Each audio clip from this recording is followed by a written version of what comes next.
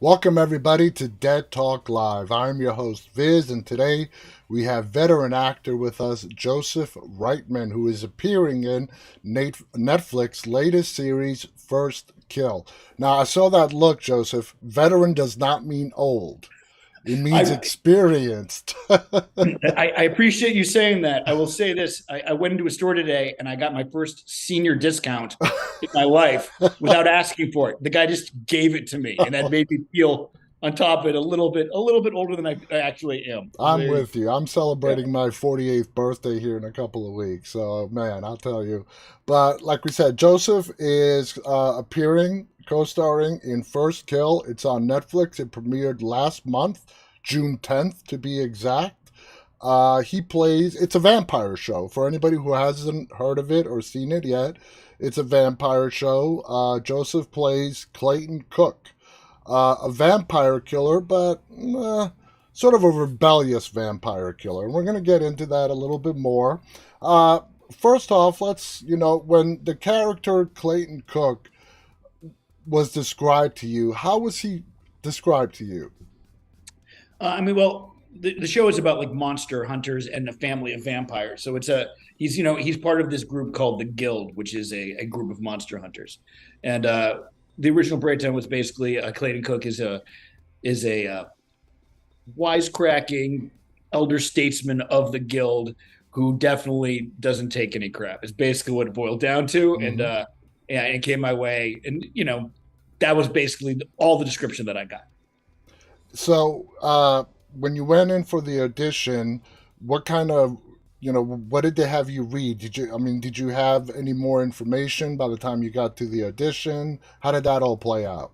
Well, it's interesting. I'm friends with Felicia Henderson, who's the showrunner, because I appeared on The Punisher, which was a show she was an Yep. executive producer on, and I was actually brought on board for the show as an acting coach to work with some of the young actors in the show, because there's a lot of Yeah. young kids, because it takes place in high school, and there's a lot of stuff like that going on. So and she had seen me work with she'd come to my acting class in Los Angeles and had seen me work with some of my actors, and she came as a guest. So when I was offered that job, the conversation eventually came up about Clayton Cook and Mm-hmm. whether or not I'd be a good fit for the role. So I had a lot of information on the show because of that, and That's yeah, so it helped. It helped, and It I all and worked out. It all oh, it worked did. out. It Now, did. First Kill is based on a short story.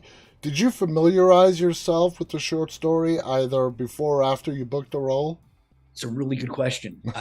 I did not. But I appreciate you saying that. I knew that Victoria had written it, but what's funny is like I had met her and discussed it. I discussed actually the show because she was there from the beginning when we were filming. So, and I was already there as well. Um, and I had really familiarized myself more so with the Bible of the show and what they were planning on doing for the season. Because the short story is like a slice of it, but there was so Yeah. much more to explore because it's a series. So my big concern was really knowing what everything and the history of the vampires, understanding what the rules were for this universe, and exploring that was much more important to me than anything else. Now, when you take a short story and you make a series or even a movie, but a series in particular, there's a lot of stuff that needs to be filled in by the writers to actually make it a series. Right. Um, what do you think of the writing so far? What do you think of the writing as you were getting the scripts on how they were expanding this story? Well, it's always surprising. I mean, to see what a writer does when they build the universe. Mm-hmm. Felicia's really interesting. She doesn't like to give actors more material than what is coming their way, unless it is pertaining to like their history. So she wants actors to be surprised as they get the scripts. Um, but as you get them, you start seeing how other characters are being added, how the families are being kind of expanded, and that's kind of uh, tells you a lot about individuals is how they respond to other people. So Oh yeah. I take information by watching an individual and hearing how they kind of like how they react to different characters, and that helps me shape an entire character for myself. But for a show like this, there was a lot of territory to cover, and also you have to like leave it open ended as well at the end because you want to go on for 12 to Another 15. season.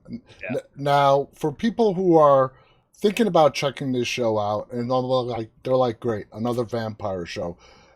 in your words, describe First Kill. Describe what's different from from what differs it from other vampire shows, and what makes it so appealing, and its audience keeps growing as each passing day. Well, I think like obviously vampire shows will always be around as they've always have been around, so Mm-hmm. that's not going to change at all. The Romeo and Juliet story in this story, or more of a Juliet and Juliet story, is really the twist, right? Because Yeah. it's really two girls, a girl who's a vampire, and she falls in love with a monster hunter who's moved to town. Obviously, there's a lot of mixed ethnicities in this show to make sure that there's everyone is covered, Mm-hmm.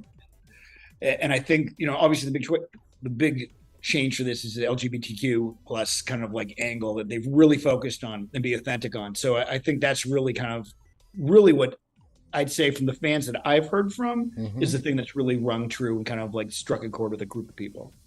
Absolutely, and I completely agree with that interpretation of it. Now, you have quite a few scenes when we first meet you with Imani, Yeah. who who plays part of the vampire killing family, and it is sort of like a Romeo Juliet. Working with these young actors, you said you were brought on as a coach. How do you deal working with new actors, and then do you take on the role? Do you take on the responsibility on your own of sort of a mentor? Uh, yes. I mean, in some ways, I mean, everybody is different. Some of the actors really want to dive into material. Other actors want to do it on their own. Um, my job isn't to tell them that they have to work with me or they don't. And honestly, as the acting coach, I'm not the director of the show. So it's like, I don't have final say. My biggest thing is if actors come to me and they go, what do you think about the scene? Or do you think what this history is? A lot of the time I would go to Felicia and help her get some information instead of them having to go to her, gather information to bring to the actors. And more than anything else, when actors have questions, they're like, I'm curious about the scene, I'm not sure how to approach it, just walk them through really a bunch of questions to Mm-hmm. ask themselves about developing the role, because it's not my role to play. Yeah. So I sit there and I ask people, where do you think you came from, or what's your opinion on this, or how do you think you'd be aggressive or passive in this situation, which road would you take? And by asking those questions, I just help actors kind of make their own choices instead of me making them. That sounds pretty good. Now, when you got Clayton, when you got the role, how did you make him your own? Do you have any style when it comes to any role? Let's talk about Clayton in particular. How do you make a role your own? It's interesting. In some ways, the role was originally seemed a little more militant, and it seemed that way. And I am not a militant kind of guy.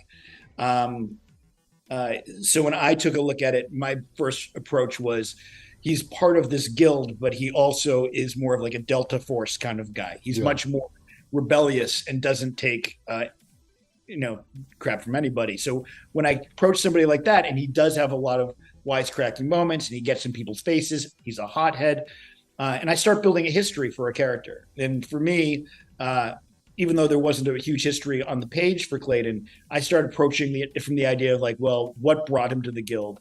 What kind of like response is he having, and why is he here?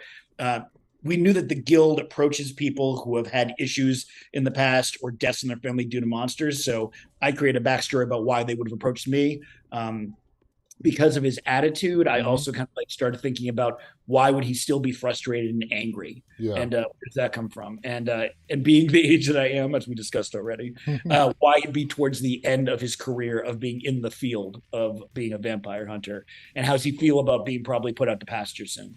And those are the kind of angles that I approach. And by taking those elements and feeling there's a clock ticking for how much time I have in the field, my emotional context about where I haven't actually gotten to yet and haven't had find solutions for whatever pain and suffering I'm having, and also the context of why I'm here now. That's really where I start with a character like this. Would you say Clayton sort of wears his emotions on his, outer skin, or is he a multi-layered character?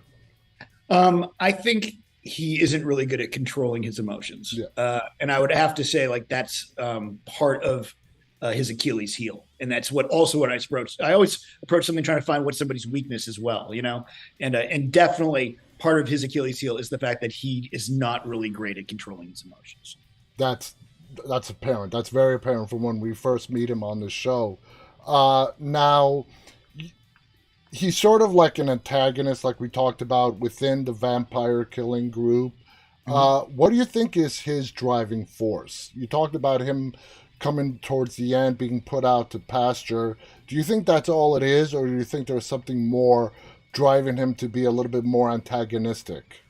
Well, if we're going to talk about like the history that I created that wasn't on the Yeah. page, uh, I created a backstory where his wife, when they were much younger, 20 years ago, had been killed by monsters. He'd been approached by the guild, and he wanted revenge. And for 20 years, he's been looking for revenge through these many killings that he's had as a vampire hunter and a monster hunter.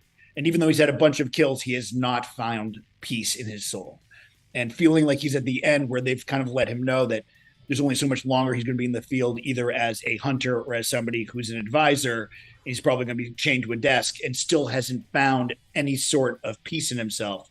That's a lot where the anger comes from, realizing that he can't find it by killing more monsters. How critical, and I've asked this question to a lot of different actors, and a backstory is very important to almost every actor I've spoken to. When it comes to your craft, how important is the backstory for you?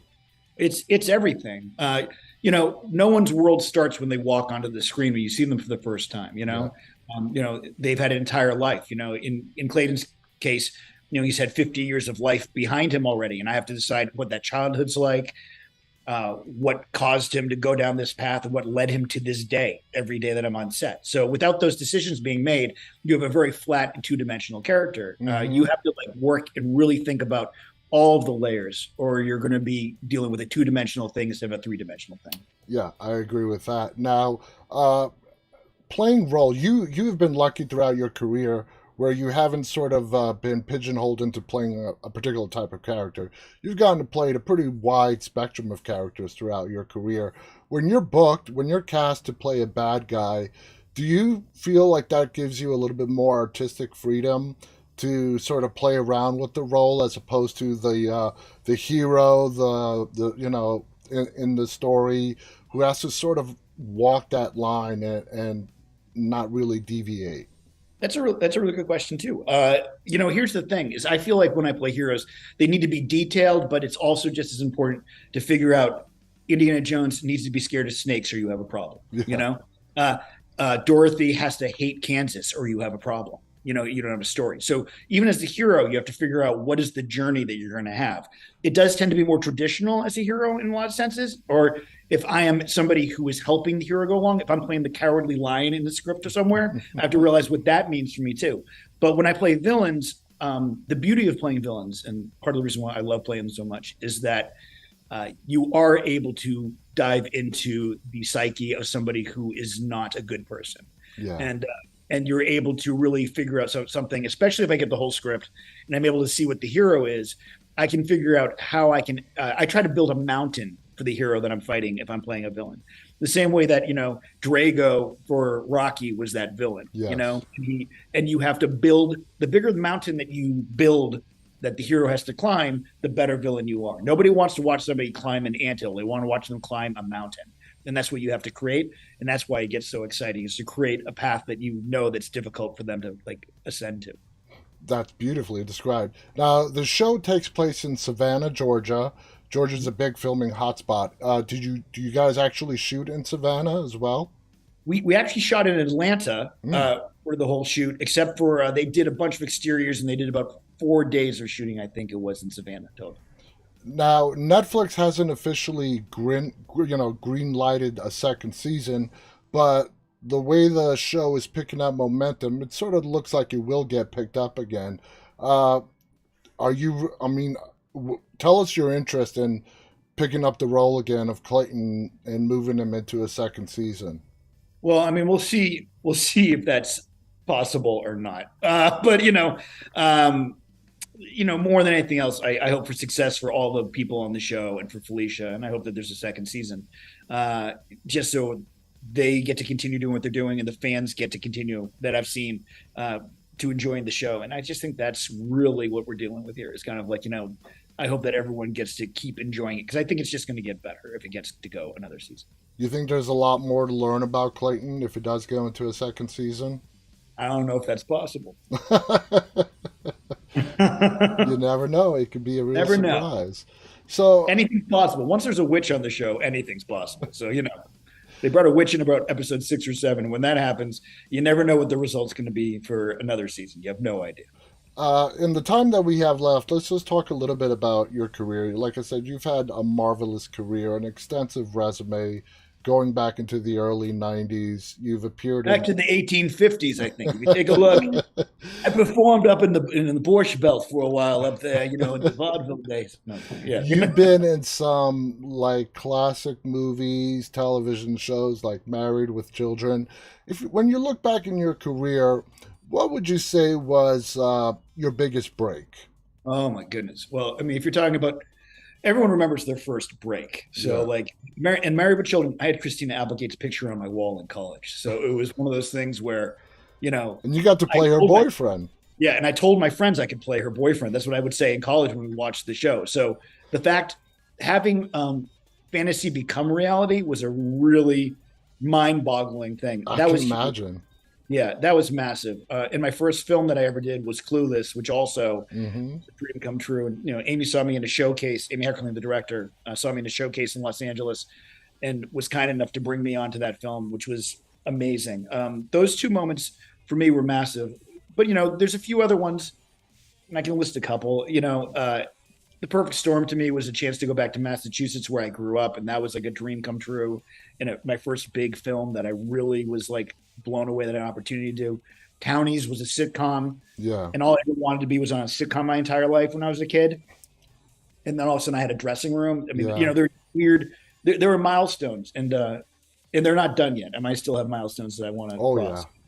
cross. But the fact that almost every job, not every job, but many jobs let me kind of explore a new thing. When I did Happy, it was a chance to really kind of like dive into a Santa Claus character that they gave me free reign to kind of do whatever I wanted to do. And that was the first time I was ever just given that much time to develop a character. And that was a blessing. So, there's so many things I could say that kind of like really make me happy to do this every time. And every job is another journey that I get to go on. So it's great.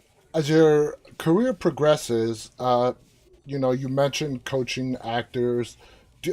Is your interest to stay in front of the camera? Do you have other interests, maybe going behind the camera, some writing, directing, producing, or are you perfectly content to stay in front of the camera for as long as you can? I'm hoping to be able to nap a lot this year, but other than that, the thing is, I do write. I have a script that I really want to direct this year. Now that you mentioned that, yes, there's a feature that I've been working on. I have a writing group that I go with every week too, and work with a bunch of wonderful writers, and I'm hoping to direct that film. I think most people who know me think that I really do enjoy teaching more than anything that I do. It makes me the happiest. It is something that brings me joy every day when I get to do it. But I just directed something in New York, and I'm just hoping to continue doing a little bit of everything because at the end of the day, the beauty of this job is no two jobs are exactly the same. Yeah, So and we could tell just by listening to you talk, you love the craft, you love the business, and you put everything on the table 100%. Whatever job it is, you put everything on the line, and I think that's what makes you so great. I want to that's thank you so much for coming on here and sharing with us some of your experiences. Again, guys, the show is called First Kill. It is available now on Netflix. Joseph Reitman here plays a vampire killer, and not just your ordinary vampire killer, a vampire killer with a little chip on his shoulder. So check it out. You won't be disappointed. It's a great show. You have any final thoughts you want to share, Joe, before we go? I'm just grateful that you were willing to spend some time with me and talk to me about something that I love. So thank Oh, you so much. absolutely. Thank you so much. Thank you so much to our audience who tuned in live and those of you who'll be watching later on. On behalf of Joseph Reitman and myself, stay safe and stay walking. Good night, everybody.